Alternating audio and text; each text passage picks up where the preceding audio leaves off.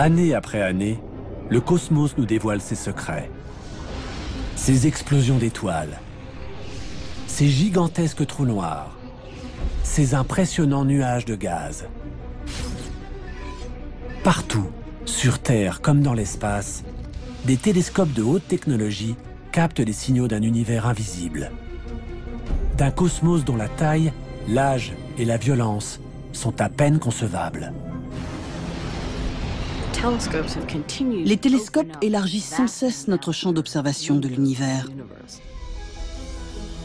Les scientifiques se livrent une course effrénée à la découverte, à l'aide de télescopes toujours plus grands, toujours plus hauts et toujours plus perfectionnés.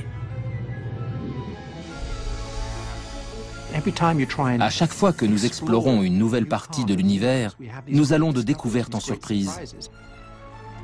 Tout au long du XXe siècle, les télescopes nous ont livré des images provenant d'au-delà de notre planète, d'au-delà de notre galaxie, nous dévoilant des phénomènes qui dépassent notre imagination, comme la naissance de notre univers, la matière invisible ou le mystère de l'énergie noire. Quant à la question du destin ultime de notre univers, elle reste encore en suspens. L'énergie noire est une des clés qui nous permettra de comprendre le sort de l'univers.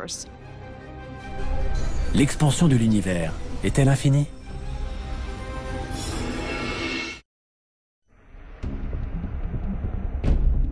Au début du XXe siècle, l'univers connu se limitait à notre galaxie, la Voie lactée.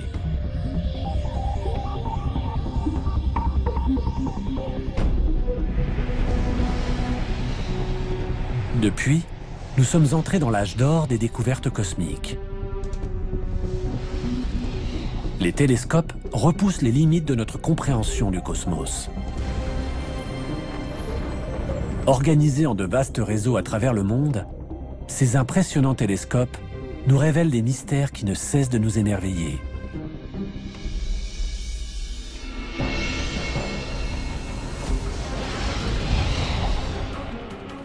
Nous contemplons, ébahis, la beauté des planètes de notre système solaire, les majestueux anneaux de Saturne, ou la course folle des nuages à la surface de Jupiter. Mais au-delà de notre système solaire, nous découvrons l'existence d'exoplanètes, orbitant autour d'autres soleils. Et par-delà notre galaxie, ce sont des centaines de milliards d'autres galaxies, comme celle d'Andromède, du Sombrero ou du Tourbillon, qui comptent chacune des centaines de milliards d'étoiles. Nous avons détecté des trous noirs gigantesques, tournoyant furieusement au cœur de certaines galaxies, dont la nôtre. Nous avons assisté à des supernovas, des explosions d'étoiles, à des millions d'années-lumière de la Terre, qui éjectent à des vitesses spectaculaires des gaz atteignant des températures phénoménales. Et à l'intérieur d'épais nuages de gaz et de poussière, s'élevant à plusieurs milliards de kilomètres, nous avons décelé la naissance de nouvelles étoiles. Les télescopes élargissent sans cesse notre champ d'observation de l'univers. Aujourd'hui, les télescopes les plus perfectionnés nous livrent des mystères jusqu'alors invisibles, que nous commençons seulement à comprendre. La matière noire, la trame invisible sur laquelle tout notre cosmos est bâti. Et l'énergie noire, une force invisible, mais d'une telle puissance qu'elle repousse les limites de notre univers. À chaque fois que nous explorons une nouvelle partie de l'univers, nous allons de découverte en surprise.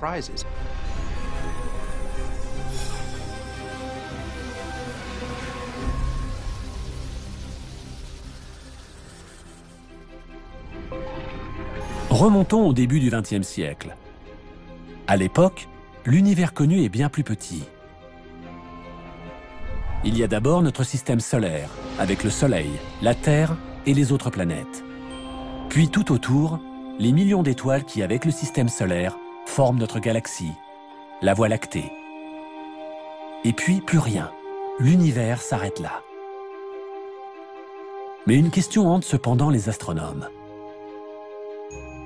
La grande question qui agitait le début du XXe siècle était de savoir si l'univers ne se constituait que de notre Voie lactée ou s'il existait d'autres galaxies. Que s'est-il passé depuis? Comment les télescopes ont-ils réussi à révéler une si grande partie de notre cosmos jusqu'à atteindre ses extrémités?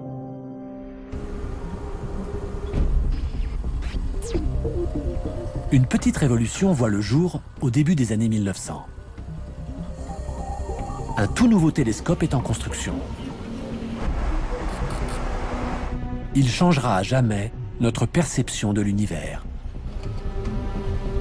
Il repoussera les limites du cosmos et nous embarquera dans un voyage de découverte dont nous ne sommes toujours pas revenus. Il s'agit d'un des télescopes les plus importants de l'histoire de l'astronomie.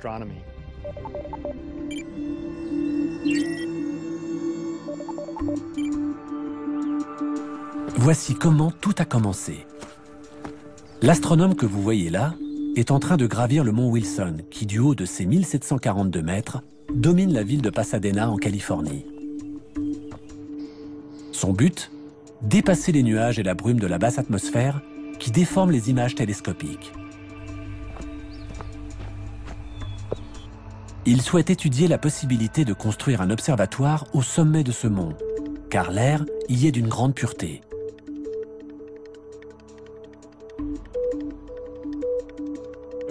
Les astronomes commençaient à se rendre compte que pour avoir une bonne vue astronomique, il fallait trouver des sites de qualité plutôt que de se contenter de construire des télescopes dans des observatoires déjà existants. Il devenait évident que les montagnes de l'ouest des États-Unis offraient d'excellentes conditions. À l'époque, la simple idée d'installer un observatoire en haut d'une montagne est révolutionnaire et nécessite une lourde organisation logistique.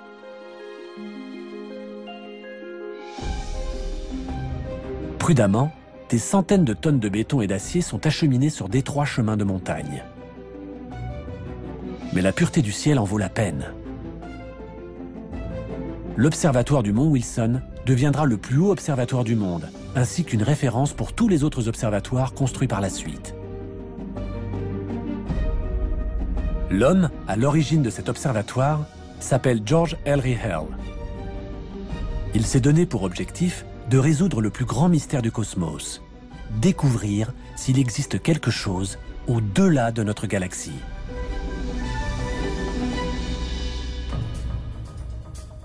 Mais dans son esprit, gagner en altitude n'est qu'un début. Pour pouvoir voir jusqu'au fin fond du cosmos avec la plus grande clarté, son observatoire doit être équipé du plus grand télescope du monde. Les télescopes sont une sorte de réservoir à lumière. Plus un télescope est grand, plus il peut recevoir de lumière et détecter ainsi les étoiles les plus discrètes. Mais Hale rencontre un obstacle de taille. À l'époque, l'objectif de la plupart des télescopes est constitué d'une lentille en verre. Or, à partir d'une certaine taille, les lentilles se déforment sous leur propre poids, ce qui provoque une distorsion des images. Les lentilles en verre ont atteint leurs limites. Hale affine donc son cahier des charges. Ce dont il a besoin, c'est d'un télescope géant capable de recevoir un maximum de lumière et qui ne soit pas équipé de lentilles. Il se tourne alors vers un télescope inventé par Isaac Newton en 1668. Le télescope réflecteur. Ce type de télescope est équipé d'un miroir concave en métal et non d'une lentille. Il concentre la lumière en la réfléchissant. Hale décide alors d'entreprendre la construction du plus grand télescope réflecteur jamais construit. La construction de cet instrument géant nécessite une technique et des moyens révolutionnaires. Elle se déroulera sur 11 années. Ce miroir concave, d'un diamètre de 2,50 m, pèse plus de 4 tonnes. Il est fixé à la base d'un tube d'acier long de 12 mètres et est abrité par un dôme de 30 mètres de diamètre.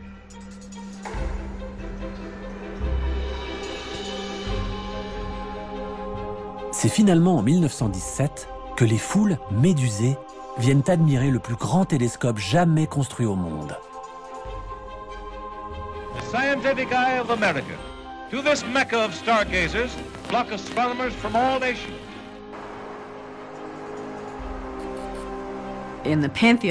Dans le panthéon des télescopes astronomiques, on peut dire sans hésitation que celui du mont Wilson est le plus important de l'histoire de la cosmologie. Ce télescope a permis de faire tant de découvertes qu'il est aujourd'hui incontournable. Rapidement, cet immense télescope est dirigé vers une des plus vieilles énigmes de l'astronomie. Depuis des siècles, ces étranges nuages lumineux qui flottent parmi les étoiles intriguent les astronomes. Ce sont des nébuleuses. Certaines se présentent sous forme de tourbillons ovales, d'autres arborent de délicates spirales étoilées ou déploient dans le ciel leurs tentacules. Elles sont des milliers à apparaître dans l'objectif des télescopes, mais personne n'en connaît ni leur nature, ni à quelle distance elles se trouvent. Certains astronomes pensent que quelques-unes de ces nébuleuses pourraient se trouver en dehors de notre Voie lactée. Ces nébuleuses seraient-elles alors ce que l'on appelle à l'époque des univers-îles, des galaxies semblables à la nôtre? Si tel est le cas, alors notre connaissance de l'univers et de ses limites s'en trouverait bouleversée. L'observatoire de Hale lève enfin les contraintes techniques qui paralysaient jusqu'alors les recherches astronomiques. Hale invite les meilleurs astronomes du monde à venir l'aider à résoudre une fois pour toutes cette énigme. Parmi eux se trouve un jeune homme, un certain Edwin Hubble. Edwin Hubble était un des plus grands astronomes d'observation. On lui doit un nombre impressionnant de découvertes décisives. Hubble passe des nuits entières à scruter les nébuleuses, vissées au télescope du mont Wilson. Une en particulier retient son attention, la nébuleuse d'Andromède. En effet, elle livre grâce au télescope des détails jusqu'alors invisibles. C'est finalement grâce à la puissance de ce télescope que les nébuleuses allaient devenir accessibles et que l'on ferait toutes ces découvertes qui allaient radicalement changer notre compréhension de l'univers.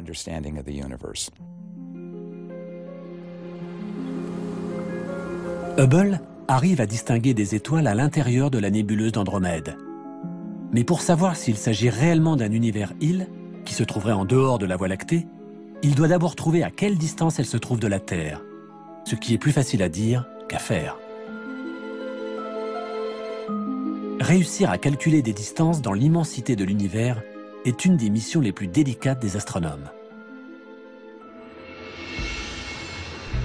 À l'instar des phares de voiture, plus les étoiles sont proches, plus elles brillent fort. C'est en connaissant leur véritable intensité lumineuse qu'il est possible d'établir leur distance. Cela revient un peu à connaître la puissance d'une ampoule électrique. Mais quand on ne dispose pas de cette donnée, cela complique les choses, comme nous l'explique l'astrophysicienne Kim Weaver. À cette distance, on a l'impression que les phares de la voiture semblent avoir la même intensité que celui de mon vélo. Mais plus la voiture approche, plus il semble évident que la véritable intensité de ces phares est supérieure à celle de la lampe de vélo. Pour les étoiles, c'est la même chose. Si l'on connaît la luminosité intrinsèque d'une étoile, alors on peut en déduire sa distance de la Terre. C'est ce qu'on appelle une chandelle standard. Heureusement pour Hubble, des astronomes venaient de découvrir un certain type d'étoile dont il était possible de calculer la luminosité absolue. Il s'agit des étoiles variables céphéides. Elles se reconnaissent à la variation périodique de leur luminosité. Il ne reste plus à Hubble qu'à trouver une de ces étoiles dans la nébuleuse d'Andromède.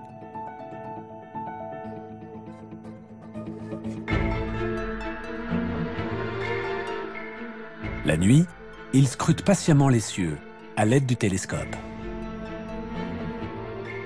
Et le jour, il analyse les clichés pris durant la nuit, dans l'espoir de repérer une étoile dont la luminosité aurait changé. Enfin, le 6 octobre 1923, après des mois de labeur, Hubble touche au but. Il repère une variable céphéide en bordure d'Andromède.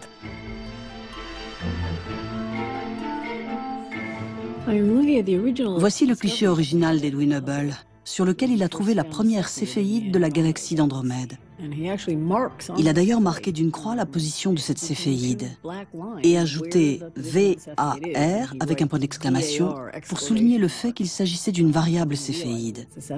C'est donc en comparant deux clichés qu'il s'est rendu compte du changement de luminosité de cette étoile. Hubble établit alors une mesure qui restera dans l'histoire. La distance qui sépare une nébuleuse de la Terre. Il calcule qu'Andromède se trouve à 800 000 années-lumière de nous. C'est-à-dire 8 fois plus loin que les étoiles les plus reculées de la Voie lactée. Par conséquent, Andromède se trouve à l'extérieur de la Voie lactée. Hubble vient de prouver l'existence d'une autre galaxie que la nôtre. C'est une preuve irréfutable et Hubble explose de joie. Il sait combien cette découverte est importante. Grâce à ses recherches, Hubble vient de faire exploser les frontières de notre univers.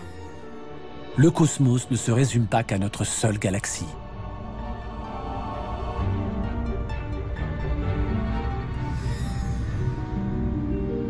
Hubble découvre ensuite qu'Andromède n'est pas unique et qu'il existe encore des douzaines de nébuleuses qui sont en fait des galaxies. Les recherches de Hubble ont révolutionné notre vision de l'univers. Aujourd'hui encore, les télescopes les plus puissants au monde ne font qu'explorer l'univers découvert par Hubble. Capables de voir à des milliards d'années-lumière, ils ont fait connaître les centaines de milliards de nouvelles galaxies, comptant chacune plus de 100 milliards d'étoiles, qui emplissent l'univers. Multipliez tous ces chiffres entre eux, et vous obtiendrez plus d'étoiles dans le ciel que tous les grains de sable des déserts et des plages de la Terre entière. En l'espace d'un instant, l'univers est devenu des centaines de milliards de fois plus grand. Hubble, en prouvant l'existence d'autres galaxies en dehors de la nôtre, donne presque une dimension d'infini à notre univers.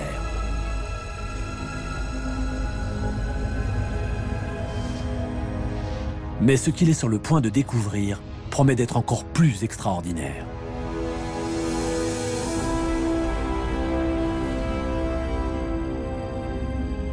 Au cours des années précédentes, certains astronomes avaient remarqué que de nombreuses nébuleuses, identifiées ensuite par Hubble comme des galaxies, s'éloignaient de nous. Hubble s'attache maintenant à en connaître la raison et commence par effectuer des analyses sur la lumière elle-même. Il utilise pour cela une méthode mise au point dans les années 1800. Voici un spectroscope construit vers 1880. Il fait partie de la première génération d'instruments utilisés pour étudier la lumière du Soleil. C'est le genre d'instrument qui a transformé l'astronomie, parce qu'il permet de décomposer la lumière comme jamais on n'aurait pu l'imaginer. Le spectroscope fait apparaître le spectre de la lumière blanche sous forme d'un arc-en-ciel de couleurs. Ce spectre contient des informations utiles pour comprendre le déplacement des étoiles. La lumière se compose d'ondes. Chaque couleur a sa propre longueur d'onde. La longueur d'onde de la lumière bleue est courte, tandis que celle de la lumière rouge est plus longue. Mais quand une galaxie fuse à travers l'univers, on peut observer depuis la Terre une variation de sa longueur d'onde.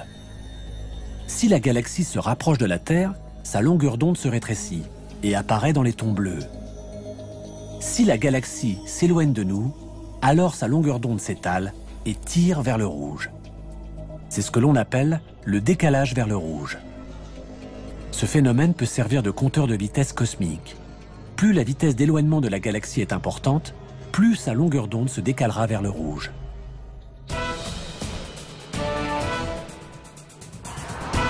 Le son, qui se compose aussi d'ondes, montre les mêmes propriétés. L'astronome Alex Filippenko va nous en faire la démonstration.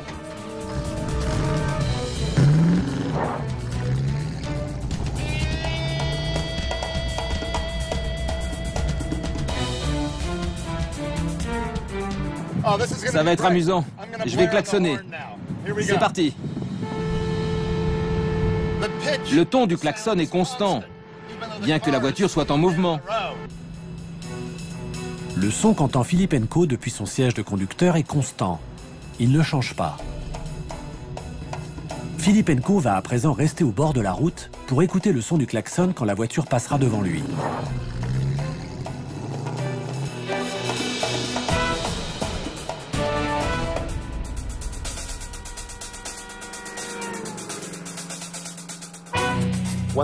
Tant que la voiture approchait de moi, les ondes du klaxon étaient comprimées, donc le son était plus aigu. Mais quand elle a commencé à s'éloigner, les ondes se sont allongées et le son semblait plus grave. On a entendu... Si cette voiture bleue avait roulé beaucoup plus vite, alors la haute fréquence de la lumière bleue se serait étirée et la couleur bleue aurait tiré vers le rouge. Nous aurions vu la voiture rouge. C'est ce qu'on appelle le décalage vers le rouge.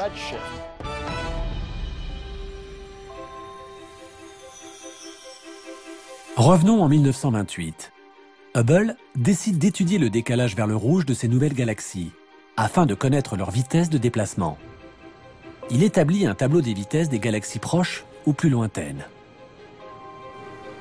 Il cherche à savoir s'il existe une corrélation entre la vitesse de déplacement des galaxies et la distance à laquelle elles se trouvent. Hubble s'épuise des nuits durant à analyser la lumière des galaxies. Mais ses conclusions sont sidérantes. Il découvre que plus une galaxie se trouve loin, plus son décalage vers le rouge est prononcé. Donc, plus vite elle s'éloigne. En 1929, il avait réussi à établir une relation très intéressante entre ces deux phénomènes. Plus les nébuleuses étaient loin, plus elles s'éloignaient vite. Hubble en tire une conclusion stupéfiante. L'univers est en pleine expansion. Si les galaxies semblent s'éloigner de nous, c'est en fait dû à l'univers lui-même, qui ne cesse de croître. Je vais vous expliquer ce qui se passe dans un univers en expansion. Imaginons un univers hypothétique unidimensionnel où ces balles de ping-pong représentent les galaxies et l'élastique, l'univers qui les sépare. Plus l'univers s'étend, plus les balles s'éloignent les unes des autres. Et c'est l'univers tout entier qui s'étend. Plus il y a d'espace, plus on a l'impression que les galaxies les plus lointaines s'éloignent de nous. La découverte de Hubble est une des avancées les plus importantes de l'histoire de l'astronomie. L'univers n'est pas statique. Il ne cesse au contraire de grandir. Si ces galaxies s'éloignent les unes des autres, c'est parce que l'espace qui les sépare est en train de croître. Cette conclusion relève du génie. Jamais Hubble n'aurait été capable de faire une telle découverte sans le télescope du mont Wilson et son miroir de 2,50 m. Aujourd'hui, c'est sur les hauteurs du Nouveau-Mexique qu'un des télescopes les plus perfectionnés du monde reprend et développe les travaux révolutionnaires de Hubble. Le Sloan Digital Sky Survey étudie la lumière de centaines de milliers de galaxies en même temps. Chacun de ces disques en aluminium est en fait une carte des galaxies qui peuvent être observées pendant une partie de la nuit. Chacun des 640 trous que contient cette plaque d'aluminium correspond à une galaxie qui se trouve à des millions d'années-lumière de nous. Ces trous sont reliés par des fibres optiques à une version améliorée du spectroscope utilisé par Edwin Hubble afin de mesurer le décalage vers le rouge de chaque galaxie. Puis, les disques sont insérés par des techniciens à la base du télescope et ajustés en fonction de la région du ciel qui leur correspond. On obtient alors 640 spectres en même temps, ce qui rend notre étude redoutablement efficace. Grâce à cette méthode, on connaît aujourd'hui la vitesse de plus de 930 000 galaxies. Nous commençons donc à avoir une image plus précise de l'univers dans lequel nous vivons et de la rapidité de son expansion. Mais en 1929, la découverte de Hubble pose une question de taille. Si l'univers est en pleine expansion, quelle est l'origine de ce mouvement ? Hubble s'est donc rendu compte que les étoiles s'éloignaient les unes des autres. Si on approfondit un peu, on finit par se poser la question de savoir si ces étoiles auraient pu être autrefois concentrées en un seul endroit. Les astronomes émettent alors une théorie révolutionnaire, celle du Big Bang. L'instant unique de la naissance de notre univers. Cette idée est à tel point révolutionnaire que les scientifiques ont du mal à y croire. Il était impossible d'observer ce phénomène. Cela paraissait absurde à l'époque. Einstein lui-même n'y croyait pas. Non seulement personne n'adhérait à cette théorie, mais en plus, les télescopes d'alors ne permettaient pas d'observer les effets du Big Bang. Pour étayer cette théorie, les astronomes ont donc besoin d'un télescope radicalement différent, capable de voir ce qui est invisible pour l'œil. Au-delà des couleurs que notre œil perçoit, se trouvent les rayons du spectre électromagnétique invisibles à l'œil nu. Les rayons gamma, les rayons X, les ondes radio, les micro-ondes sont d'une importance cruciale pour les astronomes. Ils peuvent expliquer quelques-uns des épisodes les plus violents de notre univers. L'œil humain ne peut percevoir qu'une infime partie du spectre électromagnétique, des ondes qui fonctionnent comme la lumière. Mais nous avons réussi à voir certaines parties de ce spectre, invisibles à l'œil nu.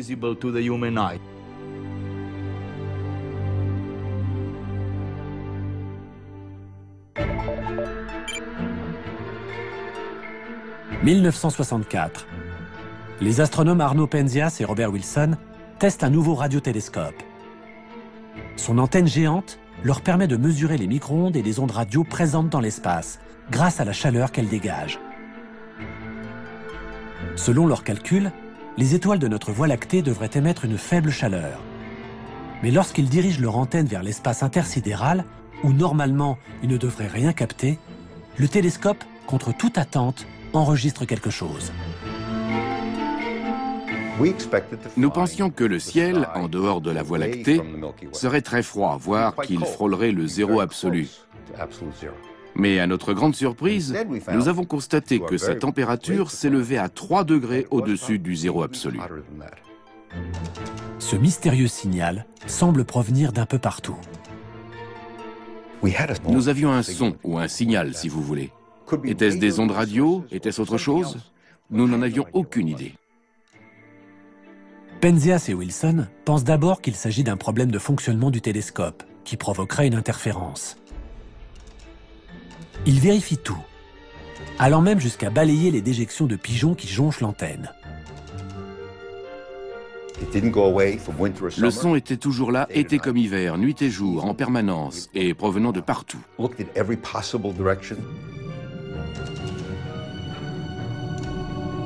Étaient-ce les restes d'une explosion nucléaire ou des particules chargées qui flottaient dans l'atmosphère? Comment savoir? Penzias et Wilson sont dans une impasse. Mais ils entendent parler de travaux menés par une équipe de scientifiques un peu plus loin dans leur rue, à l'université de Princeton. Robert Dicke et ses collègues viennent de démontrer qu'il devrait être possible de capter la rémanence du Big Bang. Ils en ont même calculé la température qui devrait atteindre les 3 degrés Kelvin au-dessus du zéro absolu. J'ai donc appelé au bureau de Robert Dicke et je suis tombé sur lui. Et j'ai appris plus tard qu'après avoir raccroché, il s'est tourné vers ses collègues et leur a dit « Messieurs, nous avons été doublés. Penzias et Wilson viennent sans le savoir de trouver la première preuve physique de l'existence du Big Bang. Ce signal, capté par leur radiotélescope, est la rémanence de la naissance de l'univers, ou fond diffus cosmique. Aujourd'hui encore, cette découverte est une des plus importantes de tous les temps. Nous entendions l'écho de la création. En 1978, Penzias et Wilson reçoivent le prix Nobel.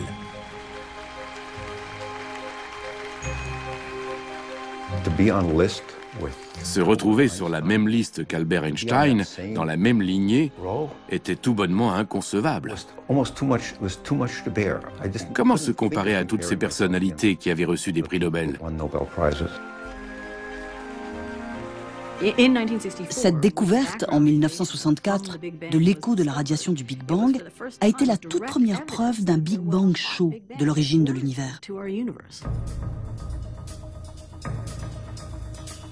Penzias et Wilson avaient donc mis le doigt sur une preuve directe du Big Bang. Mais il faudra attendre encore 37 ans et l'arrivée d'une technologie micro-ondes bien plus sophistiquée pour comprendre comment le Big Bang a pu créer l'univers tel que nous le connaissons aujourd'hui.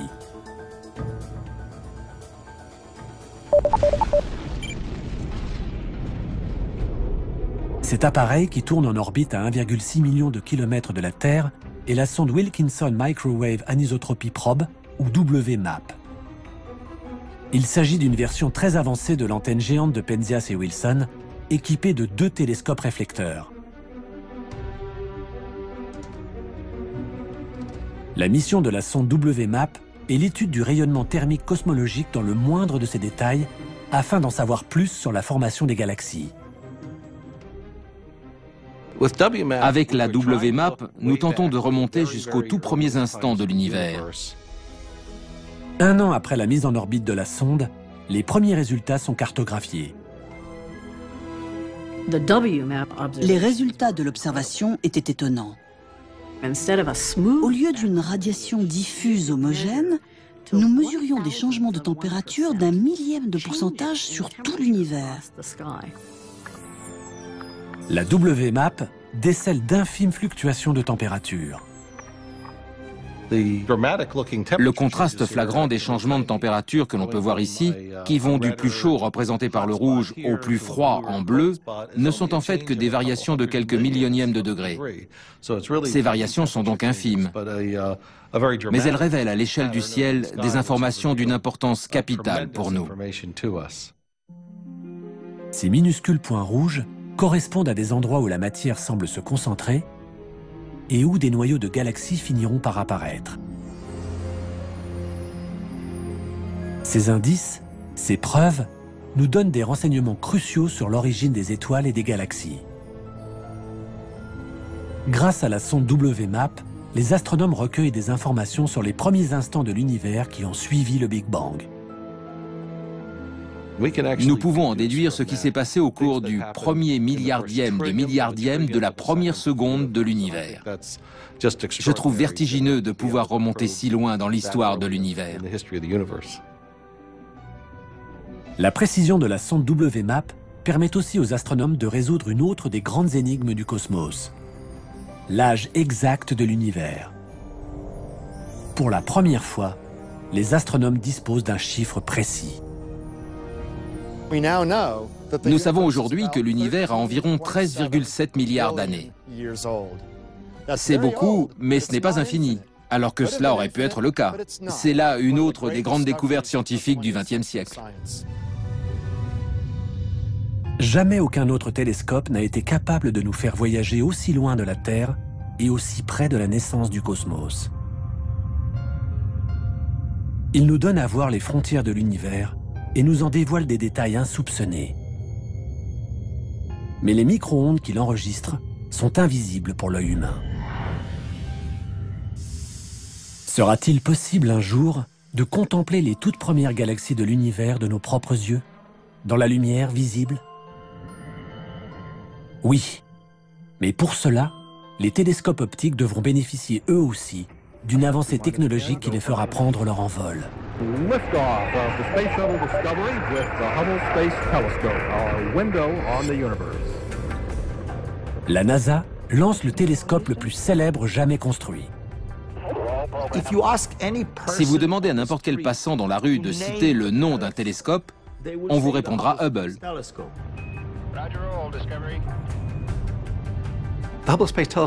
Le télescope spatial Hubble est certainement le télescope le plus productif de l'histoire. Son impact historique est comparable à la première fois où Galilée a dirigé son télescope vers le ciel. Ce télescope de 12 tonnes est un monument à la mémoire de l'homme qui a fait reculer les frontières de notre univers connu. Après une course folle dans l'atmosphère terrestre, il est mis en orbite à près de 600 km au-dessus de nos têtes.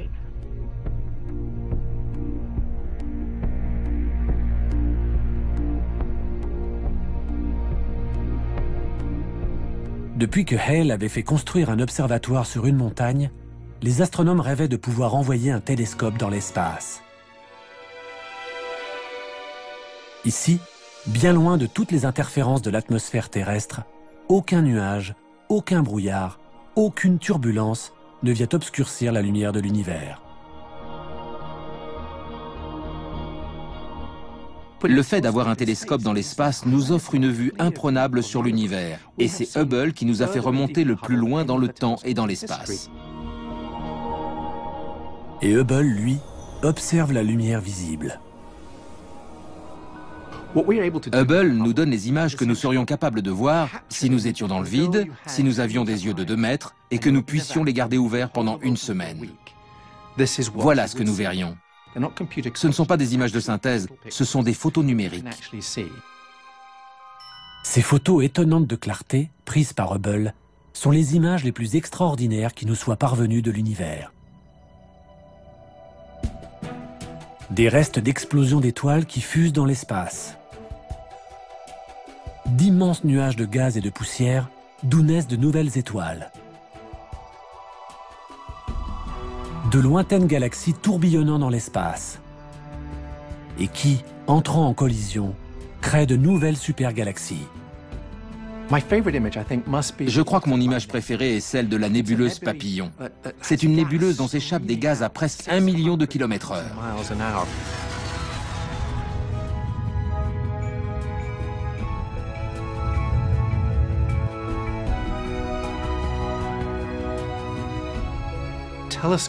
Nous remontons dans le temps. Nous pouvons voir des photos dont le voyage a commencé il y a 13 milliards d'années et qui ont mis autant de temps pour arriver jusqu'à nous.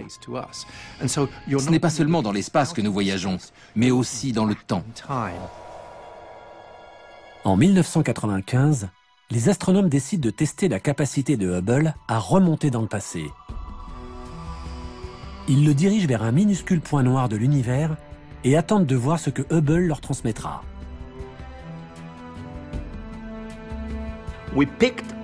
Nous avons choisi une microscopique partie du ciel où il n'y avait rien, du moins rien de spécial. Nous avons fixé pendant 10 jours un point noir dans le ciel. C'est comme si on avait demandé à Hubble d'espionner par un ridicule petit trou de serrure de notre galaxie l'univers qui s'étendait derrière. La taille de ce trou ne dépassait pas le diamètre d'une paille. Mais ce que voit Hubble est fascinant. Et dans cette infime partie du ciel, nous avons compté 10 000 galaxies. Chaque point lumineux que vous voyez sur cette image représente une galaxie composée d'une centaine de milliards d'étoiles telles que le Soleil. Cette image s'appelle le champ profond de Hubble. On peut y voir des galaxies d'une luminosité 4 milliards de fois plus faible que ce que l'œil humain est capable de percevoir. Cette lumière a commencé son voyage il y a des milliards d'années. S'il y a bien une image qui nous donne une idée de la taille et de la profondeur de l'univers, c'est celle-ci. Chaque mission d'entretien de Hubble a été l'occasion pour les astronautes d'améliorer sa résolution optique. La dernière mission de la NASA, qui remonte à 2009, a permis d'obtenir l'image d'un nouveau champ profond qui révèle les galaxies les plus lointaines jamais vues, datant de seulement 600 millions d'années après le Big Bang. Nous voyons aussi loin qu'il est possible de voir, puisque nous remontons à l'époque de la naissance des galaxies. Le télescope spatial Hubble ne cesse de produire des images toutes plus étonnantes les unes que les autres. Je pense que Hubble est en un sens unique en son genre dans l'histoire de la science. Il a déclenché la fièvre des grandes découvertes. Et chaque homme, chaque habitant de cette terre, se l'est en quelque sorte approprié.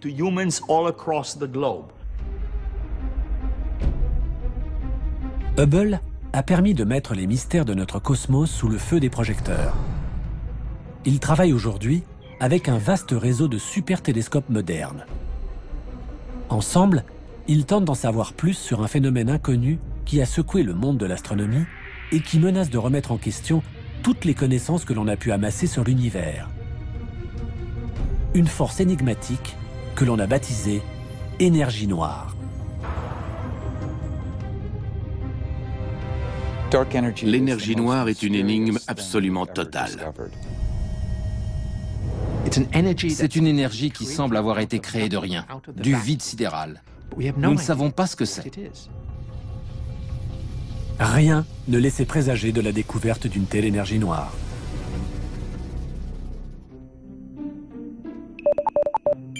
Au milieu des années 90, l'observatoire Keck, construit sur Mauna Kea, le plus haut sommet de Hawaï, accueille une équipe d'astronomes, parmi lesquels se trouve Alex Filippenko.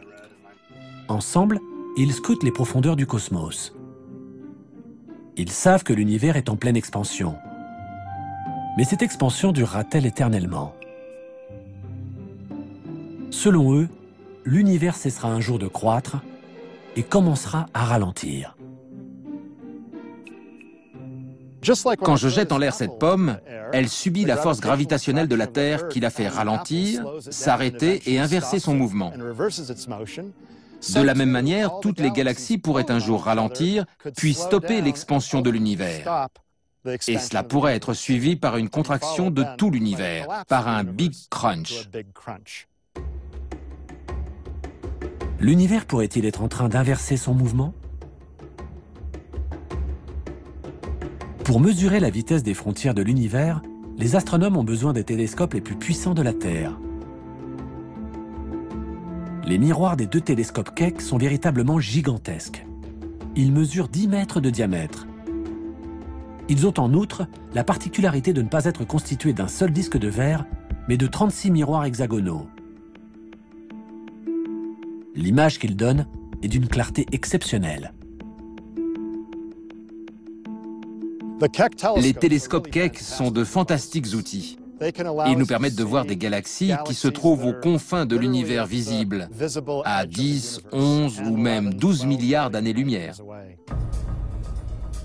Pour connaître la véritable distance à laquelle se trouvent ces galaxies lointaines, les astronomes ont besoin d'une chandelle standard, une étoile qui pourrait servir de maître étalon cosmique. Il y aurait bien les étoiles variables céphéides, dont se servait Edwin Hubble, mais la distance est si grande que leur luminosité serait trop faible. Les astronomes se mettent donc à rechercher dans ces galaxies un type d'étoile bien spécifique, remarquablement brillante. Quand une étoile meurt, elle provoque une explosion d'une violence à peine imaginable. C'est ce qu'on appelle une supernova.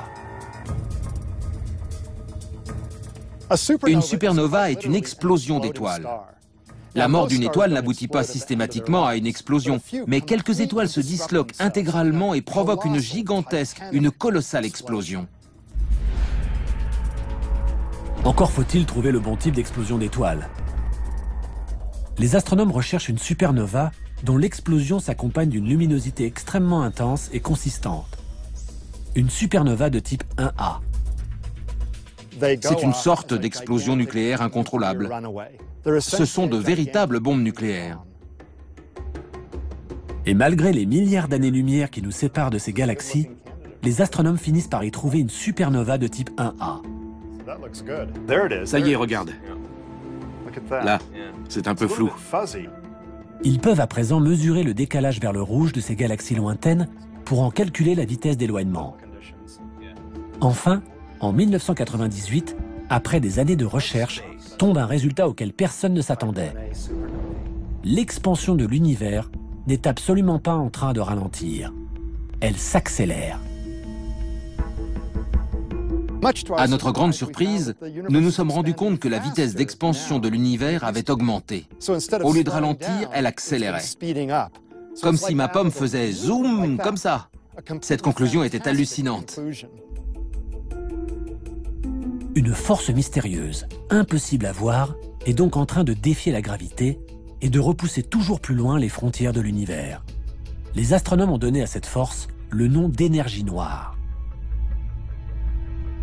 Il est possible que la théorie de la gravité d'Einstein soit incomplète et que cette énergie révolutionne quelques-unes des lois fondamentales de la physique. Mais la nature exacte de l'énergie noire et l'influence qu'elle exerce sur notre univers sont autant de questions qui restent actuellement sans réponse. L'énergie noire est une des clés qui nous permettra de comprendre le sort de l'univers. Son expansion sera-t-elle infinie ? L'accélération va-t-elle continuer? Va-t-elle même s'accélérer? Si c'est le cas, l'univers risque de se déchirer. La seule chose dont les astronomes soient sûrs, c'est que cette énergie noire remplit la majeure partie de l'univers. Depuis, nous avons découvert que cette énergie noire constitue 72% de la densité d'énergie de notre univers. Et malgré cela, nous ne savons pas ce que c'est. Pour vous faire comprendre la taille de l'énigme devant laquelle nous nous trouvons, prenons l'exemple de la Terre qui est recouverte à 70% d'eau. Et imaginons que nous n'ayons absolument aucune idée de ce qu'est l'eau. C'est ce qui se passe avec l'énergie noire. Et comme si un seul mystère invisible ne suffisait pas, les scientifiques du laboratoire de la NASA, dédiés à la propulsion à réaction, sont en train d'étudier une substance invisible, tout aussi mystérieuse, la matière noire. La matière noire est invisible. On ne peut la voir qu'en observant la distorsion des objets qui se trouvent derrière. Les images prises par le télescope Hubble servent aussi à présent à localiser la matière noire dans l'univers. On peut voir sur les photos que cette substance invisible dévie la lumière. Ce phénomène est comparable à ce qui se passe dans une piscine. Quand on jette une pièce au fond d'une piscine et qu'on la suit du regard, elle ne disparaît pas de notre vue, parce que la lumière réfléchie par la pièce traverse l'eau. L'eau est en quelque sorte invisible. Mais la pièce semble un peu déformée parce que le trajet qu'emprunte la lumière n'est pas droit. Il est déformé par l'eau avant d'atteindre notre œil. La matière noire a les mêmes propriétés. Elle exerce un fort pouvoir gravitationnel sur la lumière qui provient des galaxies lointaines. Ce que nous voyons ici est la lumière d'une galaxie lointaine qui vient vers nous en passant au travers de cette matière noire. Et on voit bien qu'en la traversant, son trajet est modifié. Les astronomes ont calculé que cette matière noire remplit 23% de l'univers. Ajoutez à cela l'énergie noire, et il ne reste plus que 5% de l'univers qui ne soit pas invisible.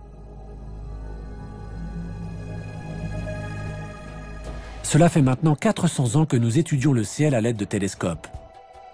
Et pourtant, 95% de l'univers nous est encore complètement inconnu. La prochaine étape est enclenchée.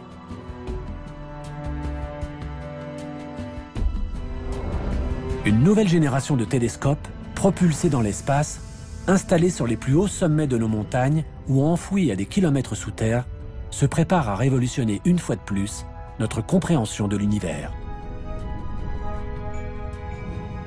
Notre connaissance de l'univers dépend exclusivement des télescopes. Ils sont notre unique moyen d'exploration. Nous sommes en train de concevoir des télescopes géants qui nous aideront à avancer sur des sujets fondamentaux, tels que la nature de l'univers, sa composition ou la possibilité d'une vie extraterrestre.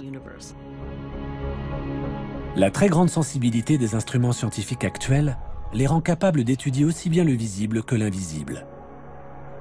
Ce sont eux qui nous livreront les clés des plus grands mystères de notre cosmos. Nous sommes sur le point de découvrir la partie invisible de notre univers. Depuis le jour où pour la première fois l'homme dirigea un télescope vers le ciel, nous n'avons cessé de chercher à découvrir les limites de notre univers. Les progrès de la technologie ont donné naissance à des télescopes toujours plus gros, toujours plus hauts, toujours plus perfectionnés. Grâce à eux, nous avons eu la chance de faire des découvertes toutes plus vertigineuses les unes que les autres. Nous savons à présent combien nous sommes petits comparés à l'immensité de notre univers. Nous sommes même sur le point de découvrir des planètes sur lesquelles pourraient se développer des formes de vie. Y a-t-il des planètes semblables à notre Terre? La vie existe-t-elle ailleurs? Nos futurs télescopes pourraient bien être capables de répondre à ces questions. Étape par étape, nous avons franchi les limites de notre planète, puis de notre galaxie, dépassé ensuite des centaines de milliards d'autres galaxies et atteint les confins de notre univers. Nous sommes virtuellement remontés jusqu'au Big Bang et à l'origine des temps. Les télescopes remettent en question tout ce que nous pensions savoir de notre planète et de sa place dans l'univers. Qui sait ce que nous réserve l'avenir? Il faudra faire le point dans un siècle. Je pense qu'une fois de plus, tout notre savoir aura volé en éclats.